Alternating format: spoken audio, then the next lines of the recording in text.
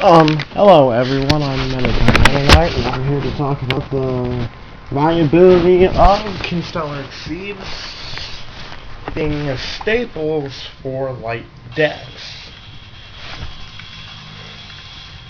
So we're going to take a look at the five Constellar Xyzs. They range from rank 3 to rank 6.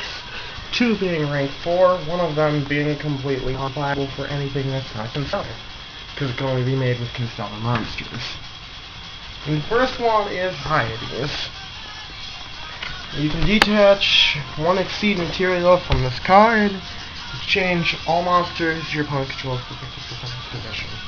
Like every Constellar monster except Ptolemy M7, you need light monsters.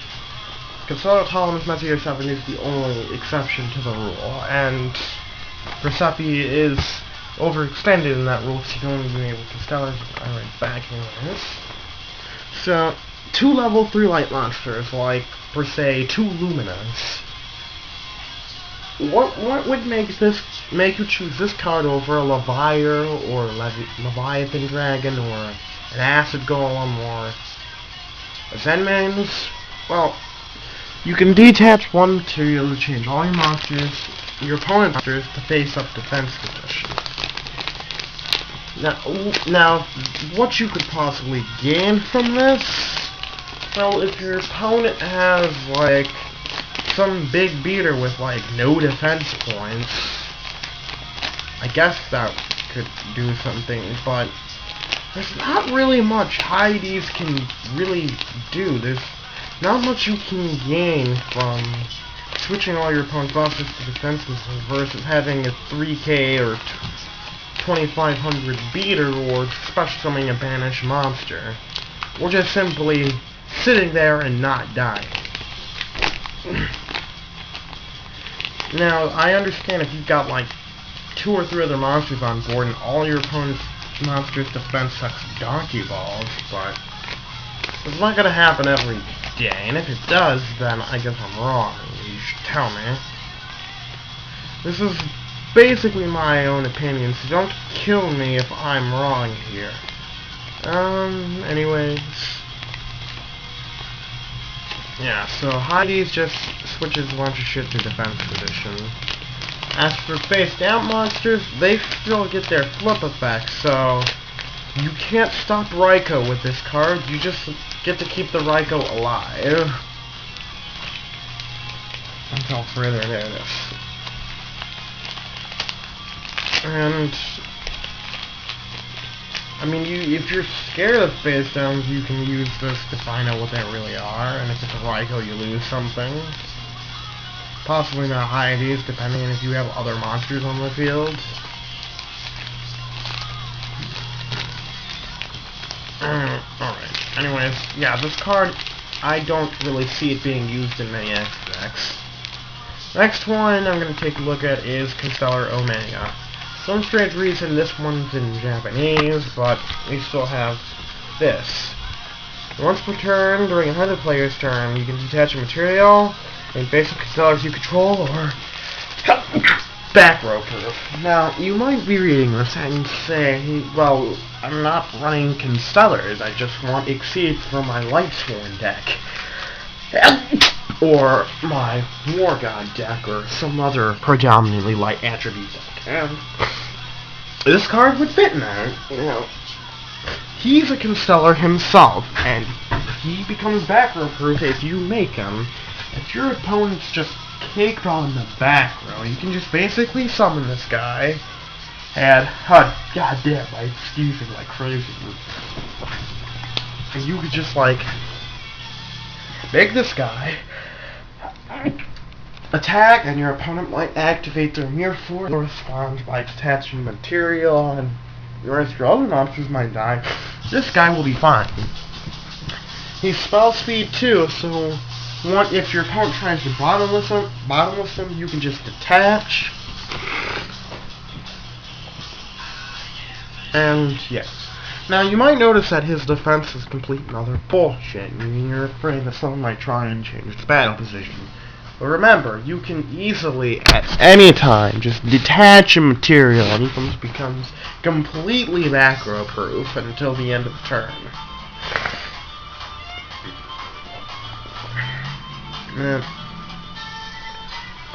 And you can use it during the battle phase when you declare an attack, not during the damage step, I'm sorry, but when you declare an attack.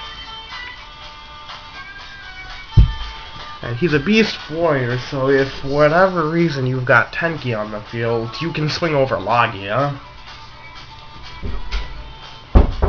And, yeah.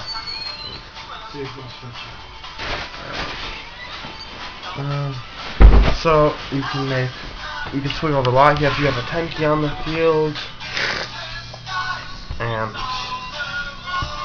if your opponent econs that you can detach material and just put it in an attack position, or if you're trying to steal it, it's standing on your side of the field. If your opponent pays creature swap to detach material, select it, or at least I'm not sure if you can select it or not, but if it's the only monster you control, you'll either get a free monster, or if the creature swap is just fizzle. I'll have to check the rulings on that later. The creature swap would be under creature swap, not this. Definitely not this. And, this is a good card to run in any deck that uses a lot of light monsters, because although he won't support any of your other monsters, he himself will be able to get at your opponent unless they've got Raikou face down, basically. Or they've got that Logia on the field and they're not going to let you get him on this guy out. And next is Plaesepe. This one's going to be short because right off the bat you got this right here. But I'll just tell you about how awesome it would be if it's up light monsters instead of Constellar. Because this guy can just potentially become a 3400 beater when attacking, but I guess that would be too good to be generic. Just for you to be like, alright, I summon my... I'm going to play Charge of the Light Brigade, and I know like a wolf, and now I'm going to summon my Lila over, like, oh look, I'm going to kill my opponent's BLS or whatever.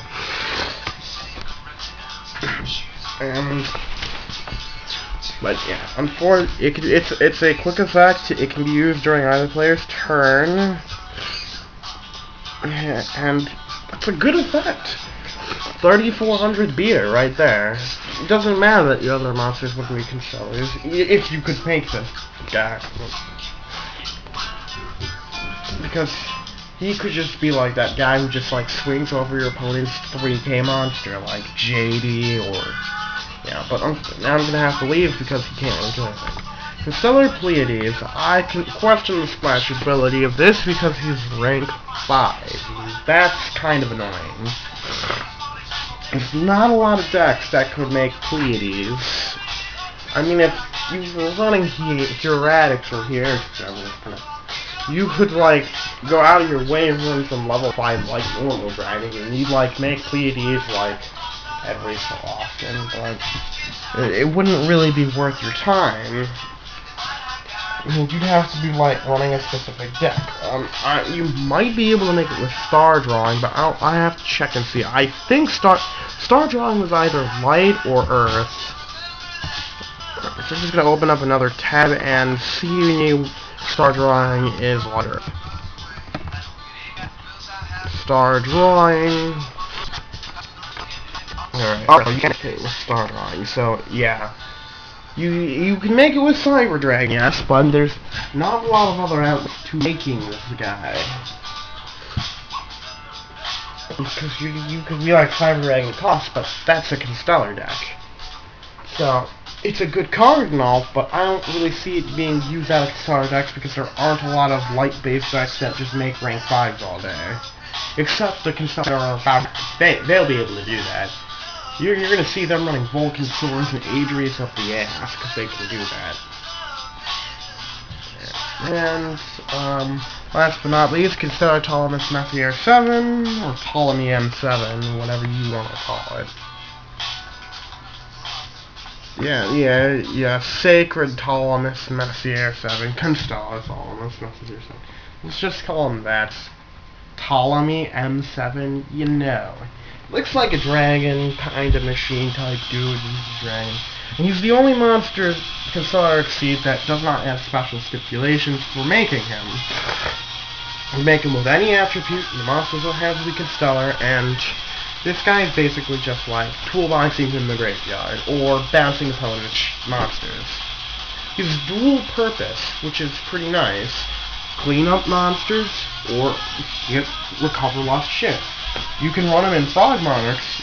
If you summon a Caius and summon another Caius, you can overlay them both together, make this guy, detach a Caius, and add the Caius back to your hand to use it again later, because, yeah, so I am actually going to be looking out for one of these, because I'm going to run it in my Frog Monarch extra deck. Can't make Photon Strike Denser every time, and if I want a Caius, because I'm going up against Dark World, if I'm making this against Dark World, I'm kind of wondering how that happened, but Strike Denser would be useless against Dark World anyway, unless there's a morphing charge at all. Yeah, so yeah, this has some pretty good applications in Heretics, or Heretics, I don't know how to pronounce it. Beyond Goose Kraken shit, yeah, this helped make Goose Kraken down to 1 before it was released TCG. Yeah, we all know that. And you can still use it to like if you don't want to OTK, you're not gonna do like Heretic OTK because you know your opponent's got like Battle Fate or Dark Hole in their hand. This is the bane of every Heretic player's existence, Battle Fate or Dark Hole. You could just like make just this guy, add Technuit back in your hand, just attack with this, not really needing to do anything else. Because I'm pretty sure Heretic players could play conservatively if they really wanted to. It's not just all OTK shit. Anyways, yeah, some of these can really, Omega can definitely splash in any rank deck that makes rank 4 Xyz with white monsters. Definitely. I expect him to become like sort of a staple because he can make himself back row proof if he wanted to. Which is always a positive thing. I mean, who wouldn't want to become back row proof? Anyways, yeah, this guy, he's just not that great. This guy cancels himself out by being Constellar only. This guy is just too much. This guy will just be too much of a pain to make outside of Constellars because 2 light level 5 monsters, not a lot of decks are going to be able to just do that whatever the hell they want to, except Constellars. And Ptolemy M7 is great in anything that makes rank 6s, like Heretics or Frog Monarchs, and could allow you to either get troublesome monsters out of your opponent's field, or recycle your own shit and like summon a Caius next turn for sure, or have that Technuit in case your opponent has that Dark Hole with their Battle Fader. Alright, so I'm Meditator, I'm setting off.